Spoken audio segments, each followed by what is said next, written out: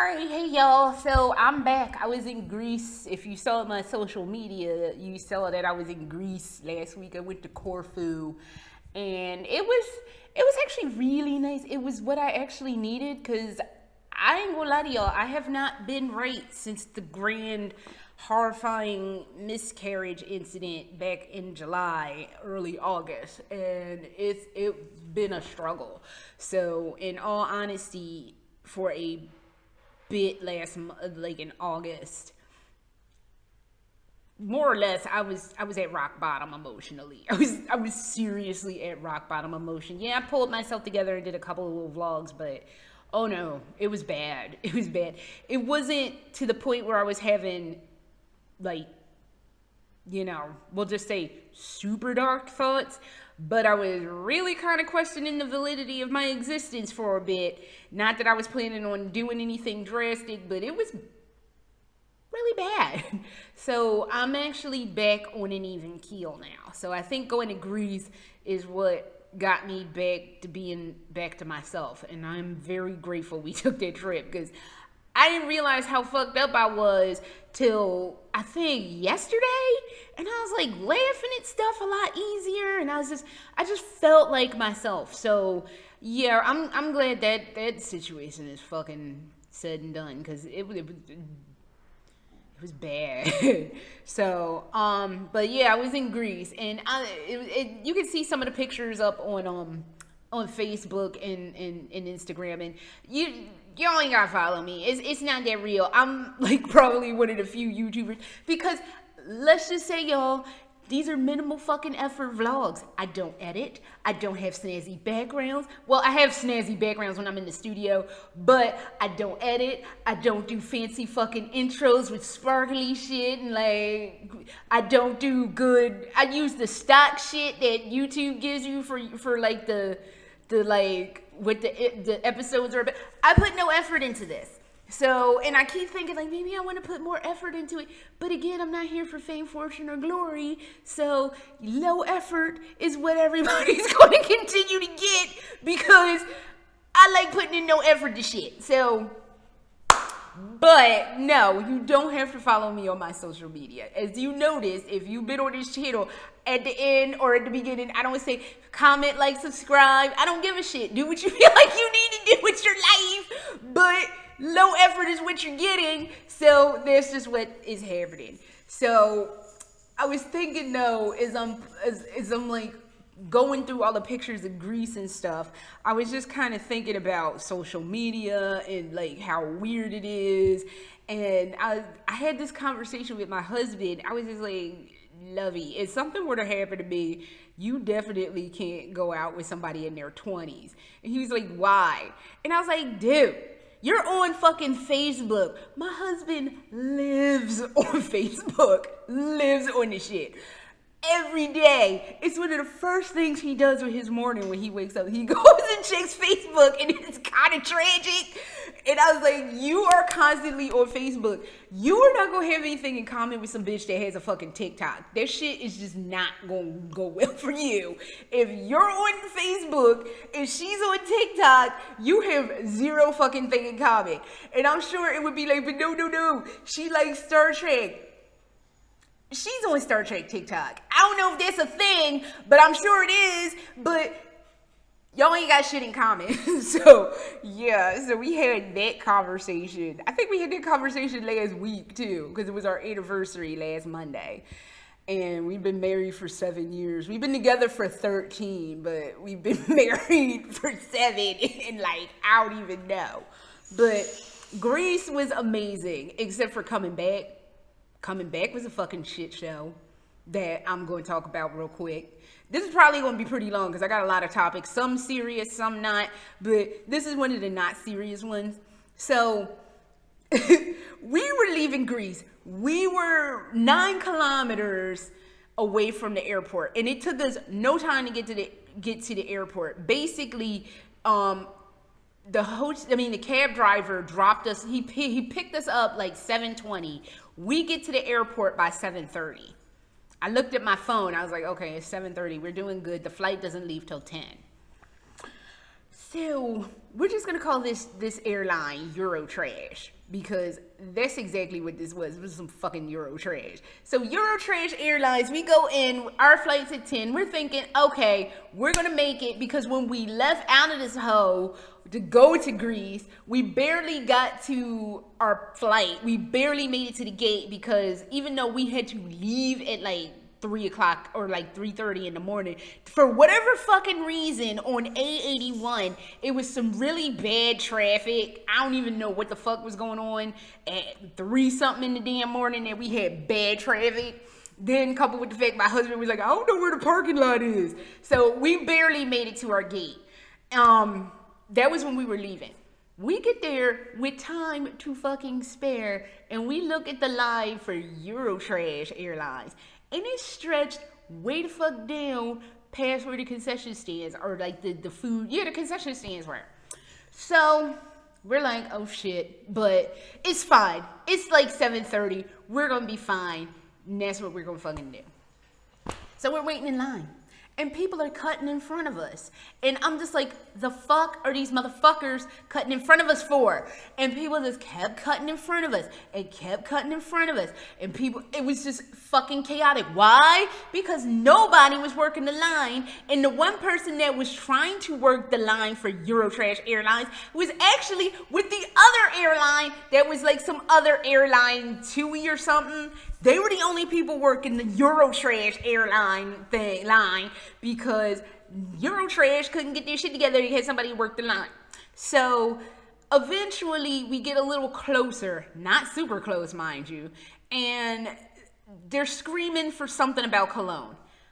My husband's like, what are they screaming? I'm like, I have no fucking clue, because she's screaming this to me and she's screaming out information in German, and Duolingo is only really good to learn how to read. It's not good for conversational shit. And the only thing I can make out is people going to Cologne. And he's like, what's Cologne? It's a city. It's okay. It's a city in Germany, but that's neither here nor there. I was like, it's a city in Germany. And he's like, oh, more people are cutting in the line while this is happening. And I'm like, he's like, why are people cutting in front of us? I was like, I think this has to do with the cologne situation. We get a little closer and we get a little closer. Finally, people stop cutting in front of us, but the line is still all fucked up. And we finally get to the front. And we have my have to go in the luggage situation, which he had to pay in advance for. And then he got a text or an email saying, we encourage you to for free to put your carry-on in the luggage storage area because the flight is full. Please do that. So we do that. And we check in basically. And the lady is telling us, we're not taking your bags because you have to pay a €10 fee. Now, granted, we had to pay that €10 fee when we were coming to Greece, but the lady just took the €10 and we just fucked off. And then she did what she had to do. This was at Stuttgart, not Corfu. The lady was like, we're not going to take your bags right now. You just going to have to like move your bags to the side and then go pay down the hall where we were fucking waiting from at the very beginning of this fucking fiasco. You going to go down there and pay that. And my husband is like, what? And my husband is hearing impaired. He actually wears hearing aids because he has a hearing impairment. And basically because of the lady's accent, I had to translate, but it was hard for me to hear. And we were both stupefied that this information about paying €10 at a separate fucking kiosk was a thing. And we were like, we don't have to wait in this line again. She's like, no, just move to the side and we'll deal with it when you come back with the paper. My husband is furious because at this point, all that waiting, all that line cutting, all that cologne talk nonsense, we had lost 2 hours. We literally had a half an hour to get our bags back there and still hadn't fucking gone through security yet. Okay. My husband dashes off. I hear her telling 3 or 4 other people the same thing she told us because, again, Eurotrash Airlines ain't have nobody managing the line or explaining this shit up front. So 3 or 4 more people fuck off to go deal with paying this €10 luggage storage situation. And my husband finally comes back and he finds me, because I just moved off to the side because I was like, I'm not fucking with anybody, and I'm not trying to make anybody mad, because I'm already, one, I have anxiety about flying for openers. 2, it's been all this line cutting, and I have been suddenly getting louder and louder saying I thought Americans were supposed to be the rude ones in a situation, but apparently that wasn't fucking true. So I've been steadily getting louder saying this to people because I'm just so pissed off with all the fuckery that's going on. So fast forward, we give the lady the bags, and the line for security is out the fucking door, basically. But at least it's moving pretty quickly. So me and my husband are both at maximum like anxiety and stress, and we're not taking it out on each other. We're just trying to have conversations to keep ourselves on an even keel, so we don't punch a motherfucker that's going to be a problem. So we're standing and we're having a chat, and everybody is crammed into the security line, and this bitch comes up to my husband, because we're just all in a line and we're all crammed up together, tells my husband, looks at his face, is like, I need space, you need to move back. Meanwhile, this fucking whore is clumped up against the people in front of her. Me and my husband both stopped, we looked at each other, and I do believe I said, and I thought Americans were supposed to be the rude ones in a situation. And she kind of glances back. I'm like, bitch, you lucky I don't fucking curse you out because you being a fucking troglodyte right now. Back the fuck up, back the fuck off, and shut the fuck up is really what I wanted to tell this hoe. So we just rode that trick off like, fuck this bitch, what the fuck ever. And she goes skulking off to wherever she's going to skulk off to. And we finally get to security. And we finally, by the way, got out of security. Our tickets don't have a gate number or where the fuck we're supposed to go. It just, you had to look at the screens. There's like 2 TV, not even big TV, like small fucking TV size TVs listing all the airlines and where you're supposed to go. And yes, it starts in Greek, which is, I guess is fine because you're in Greece, you're supposed to be able to read the language, but then it goes to English, and I was like, oh my God, I can't. We make it to our gate. Thankfully, our gate wasn't that far, but we're standing there like a pack of hot dogs waiting. No signage for going to Stuttgart. No fucking nothing. We just standing there, and I'm like, is this where we're supposed to be, or did they fucking change the gate? And I was like, look, Lovey, I'm going to go check and see if they changed the gate on our dumb asses. And I go back. They had to find another TV, and they had it. We were at the right gate, and we basically got on. It was a nightmare. A goddamn fucking fiasco, fucking nightmare. And I don't want to talk about that ever again in life. I don't ever want to go through some shit like that. I wouldn't mind going back to Greece, but I told him, I'm like, look, man, if we go back to Greece, if we come back to Corfu, we are going to have to literally get to the airport 3.5 hours early, because fucking Eurotrash Airlines is full of shit. And I told him under no uncertain terms, I'm never flying Eurotrash Airlines ever again. They can suck the inside of my entire ass. Fuck that airline, because you fucking just fuck you, and just no. So yeah, I was like, I'm not flying Eurotrash Airlines ever again. And 2, if we come back to Corfu, we got to get our asses to the airport 3.5 hours in advance. Yes, we'll be sitting there looking like a bunch of morons, but I'd rather be sitting somewhere looking stupid than sitting somewhere like screaming because it's all this fuckery going on around me. The end of just a perfect vacation, damn near fucked up because of all the dumb fuckery that went on at the airport. Moving on. So I'm trying to catch up on a bunch of back shit that I'm watching on YouTube that I didn't get a chance to watch while I was away. Like, I watched some things, but I ain't watched everything. And I see, while I was in Greece, I saw channel that I actually follow, Growing Up in Scientology. It's an anti-Scientology channel, and basically they were like, the reason Tom Cruise hasn't seen Suri, which is his daughter, and it was something about something allegedly that Tom Cruise is sterile and that's why he hasn't seen it, that Suri's not really his daughter or something. And the guy who runs the channel makes the statement that if it comes out that he's sterile, Tom Cruise is always playing these like hyper masculine characters, that it would like diminish his career some kind of way, or like people would look down on him.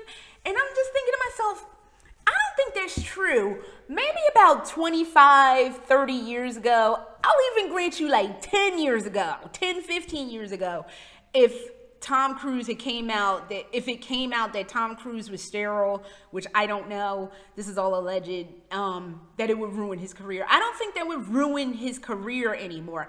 I think if it came out that Tom Cruise couldn't have biological children, that people would actually applaud him for coming out and saying this. In fact, I'm gonna go on a limb and say, I think if Tom Cruise came out that he couldn't have children biologically, and he was like, I'm sterile, I'm infertile, I can't have biological children, that would probably encourage other men who struggle with this to come out, and they could feel like they had a champion for them, and they don't feel less than a man. And then I started thinking, I'm like, with all these conversations around toxic masculinity and the definitions of what being a man is, I don't think that's something anybody can like say for somebody else, because it's like people who say, well, you can't be a Lolita because you're black, or you can't like anime because you're black. It's like there's no one correct way to be black. There's no correct way to be a man. There's no correct way to be a woman. And I know people are like staunch, I don't even know what the word is, or I guess traditionalists, staunch traditionalists are going to say, yes, there is a right way to be a man. You got to be chopping trees and hunting deer and kicking American footballs, because football is different everywhere else except America. So I have to specify, because I live currently in Europe, that American football and soccer, y'all get the point. But no, there is no right way to be anything. You can be anything you want. You can do anything you like. What do I fucking constantly say on this channel? Be the weird and wonderful you that you are. Be that. You don't gotta live up to somebody's dumbass, antiquated fucking standards of being a man or what the fuck ever. And like, oh, you're just a fucking soy boy. Fuck you! You're just a piece of shit who feels the need to constantly bring people down because you have nothing good in your own sorry ass life. So how about you sit down and shut the fuck up and stop dictating what everybody should think, be, feel, and say and do. So I don't know. And then I started thinking, I'm like, I'm sure how many male dancers, which apparently, because I looked it up before I did this, a male ballerina can be called a ballerino, but it's either a principal dancer, spelled the French way that looked like danseur, or just a dancer, spelled the French way, which, like I said, it looks like the word danseur. So I'm like, how many male dancers or ballerinos have gotten shit from people thinking that they're fucking soft because they're ballet dancers? I am fucking sorry. They gotta be lifting bitches full armed up, like arms all the way up, fully extended, twirling them around, fucking doing all these moves and shit, full arms up, all the way up. You fucking tell me who, I'm sure he would pick a motherfucker up and throw his ass like a fucking American football through a damn goalpost, because them dudes are probably, not even probably, they are definitely fucking strong. It's like, you're not only, and I don't give a shit, like ballerinas are probably really skinny. Yeah, I know they are. But I'm saying, you still gotta lift the hoe. You still gotta twirl the hoe around. Same thing for ice skaters. In fact, there's an extra added element of danger to ice skaters because you're skating on a pair of fucking razor blades. So, and they're throwing them chicks in the air. They're flipping around and they still catching them and still fucking skating. So no. Nobody can give you the definition of what a man is, because I'm sorry, you throwing a hoe up 900 feet in the air, you're catching her, you're spinning her around. I can't barely lift this. I'm tired from lifting that. Come on now. So, but I know, mature girl, it's different now. Like, nah. Because I've seen chicks lifting 900-pound weights. I'm like, my hair straightening brush right here, that's as much lifting is this hoe going to do. Because fuck that now. So, yeah. And that's what I was saying. I was like, man, Tom Cruise, if that's really what the situation is, you really shouldn't worry about that, because you could be the champion that everybody's looking for right now. You could be that dude to be like, this has happened to me and it's fine. I'm still living my best life. So if that is the situation, if that's the genuine circumstance, I would really like it that he just came out and owned it and was just like, this is what's happening and whatever. So, and I think that would make him, I think that would like really draw people to him. And I think that would be like a really good thing, because I know men in their penis area, basically, they have like a lot of weird inadequacy stuff go on with that. And that would just be like, these things happen to people and it doesn't make you a lesser person. So, and it shouldn't affect you and make you feel less than. So nobody has the right to make you feel less than, not even yourself. So I think if that's the situation, he should just come out and own it. And a caveat to that is, if he would come out and own that and just embrace it and then get like everybody on his side, he needs to put in the caveat, please don't harangue Katie Holmes. So, or Siri, because they're just living their lives and leave them alone. But this is what's happening to me. So, and I guess the last thing I'm going to talk about, which is very, very serious, and I should have did this first, but I needed to get the Grease story off my chest, because that was some fuckery. So, while I was in Greece, in fact, the day I got to Greece with my husband received news that his ex-wife passed away from COVID. And I knew everybody in her house had been infected with COVID, and she died from it. And we have talked not extensively, but we've had the conversation of parasmia, which is one of the potential side effects of contracting COVID, where people have parasmia not just while they're sick with COVID-19, but they have parasmia for a while afterwards. So that's this, if you don't know, parasmia is the loss of taste and smell, and when it does come back, it's all fucked up. So we've talked about that. I mentioned in that video when I talked about parasmia that people are losing their hair as a side effect.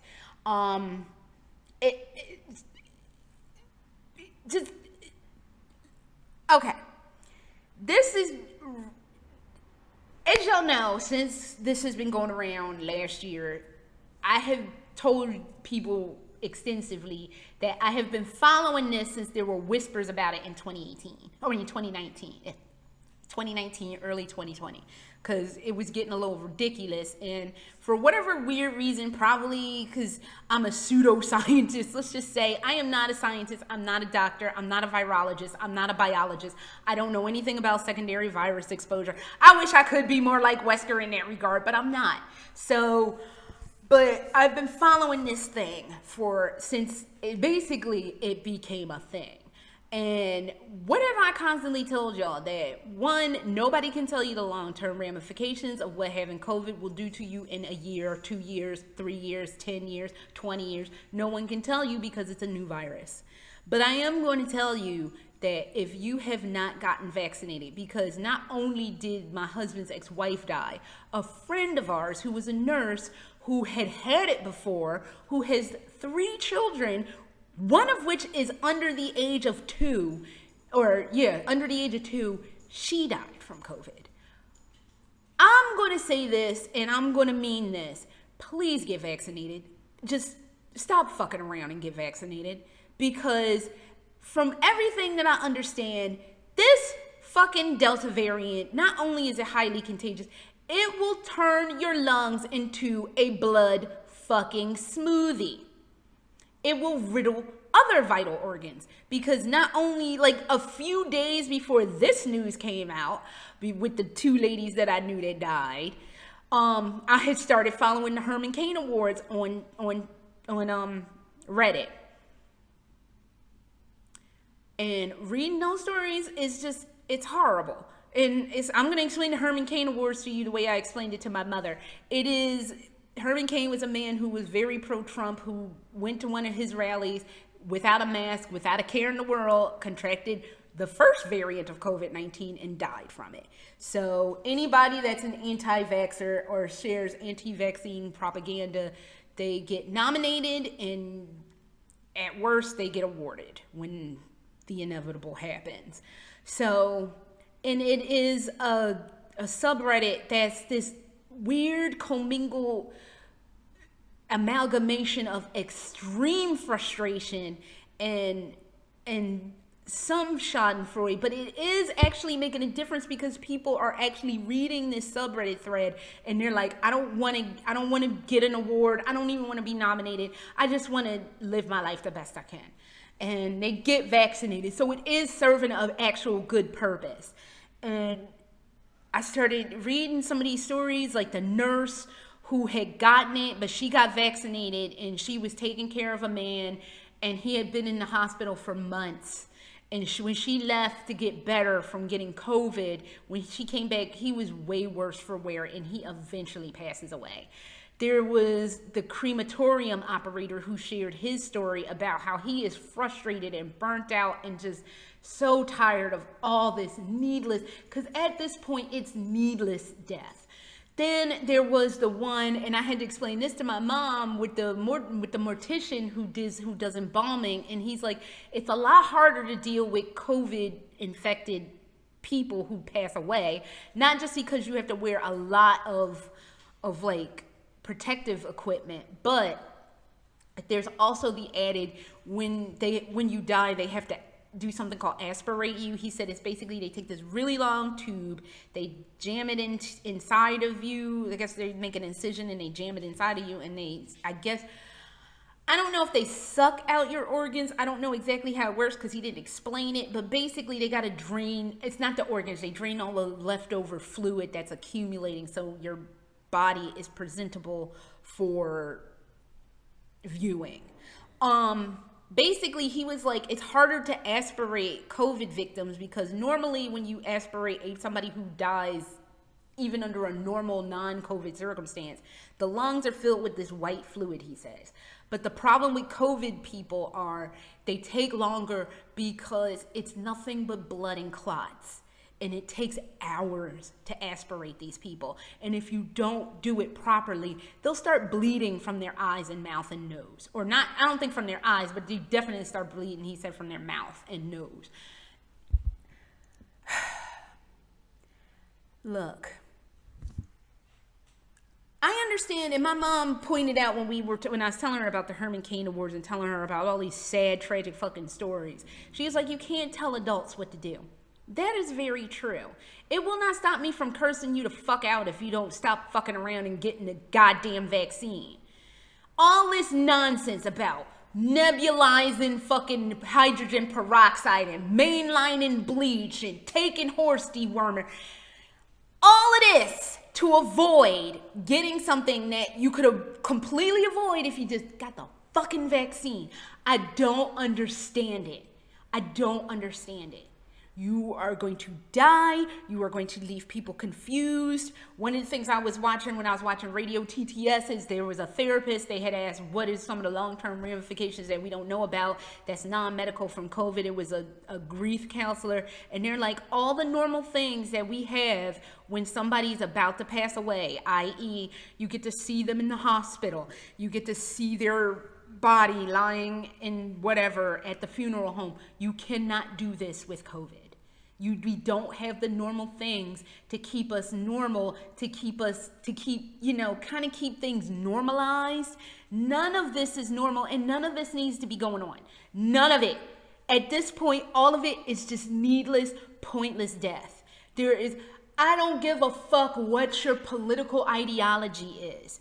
You could either have a house full of COVID orphans, or you could just take the fucking vaccine and keep it moving.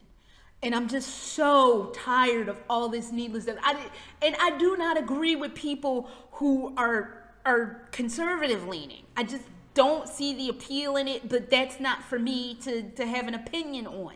My opinion is, as a member of the human race, this is a health and human safety issue. Stop fucking around and getting the vaccine. It's not even at this point about keeping other people safe. Yes, it's good that you want to keep other people safe, but I hate that I live in a world of COVID orphans. I hate that. I hate that for humanity as a whole. That's some shit that we should be hearing about in like 1823, not 2021. Nobody should be a fucking orphan because of a disease. That's just wild to me. You're going to be left with an astronomical fucking medical bill that nobody's going to be able to pay. Just stop dicking around and get the goddamn vaccine. I don't know how to say this more succinctly. Please. It's just about not having COVID orphans and not having multi-million-dollar medical bills. So I don't know what else to say or do.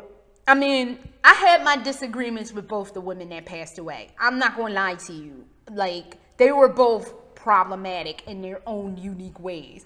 But I never, and I can be mean sometimes, I would never wish something like that on anybody. Ever. Because it's fucked up. So if you haven't gotten the vaccine, I'm seriously, just fucking do it. The worst that's going to happen is your arm is definitely going to hurt. If that's the worst that can happen to you, again, when I told y'all when I got the first vaccine, you have wrecked ass arms or wrecked ass lungs. And with Delta variant, you're not just going to have wrecked ass lungs. It's going to riddle the shit out of all your vital organs and you are going to be done. And even if you aren't done, Lord only knows what's going to happen to you in the long term. Your vital organs have been irreparably damaged. So stop playing and get the fucking vaccine. I don't want to have this conversation with anyone. And I should not know not one but two fucking people dead from this. Stop it. Just stop the bullshit and get the shit done. So, yeah, that fucked me up. That fucked me up real bad when I heard. It was bad enough that I heard my husband's ex died. But then when the other lady found out the other lady died too, it was just like, I don't fucking get it. I don't get it. I don't fucking know. I'm trying to think of something I could end this on a more like light note instead of cursing y'all out and go do what you need to do. But I can't think of anything. I'm sorry I didn't post up the part 1 of the original video game vlog I did last week. Before we left for Greece, I ended up with tonsillitis. My throat is still not 100% right. I had to go to a doctor, I don't know, somewhere. I'll be probably going to Philadelphia. I might just go to a doctor there. The doctors, it's not that I have a problem with the doctors in Germany. They're actually really good. It's just the system under which you have to deal with insurance, and we have American insurance, which is not covering German stuff. So it's just a fucking nightmare, and I'll just do it when I get to my parents' house in Philadelphia in November. So I don't know. But as a whole, I'm sorry I didn't post that up. Reason I didn't post it is because there's a part where my ID to get on base was actually visible and I didn't know how to blur it and I didn't have the right blur tools. So, no fucking well, that's not getting posted. So I might post it another time, but I don't fucking know. But that is all for me, and I'm sorry to end with this was so damn heavy, but it's... You don't know how I feel about the shit. Stop fucking around. If you've not done it, get it fucking done. All right, so I will see y'all around at another point. All right, y'all. Later.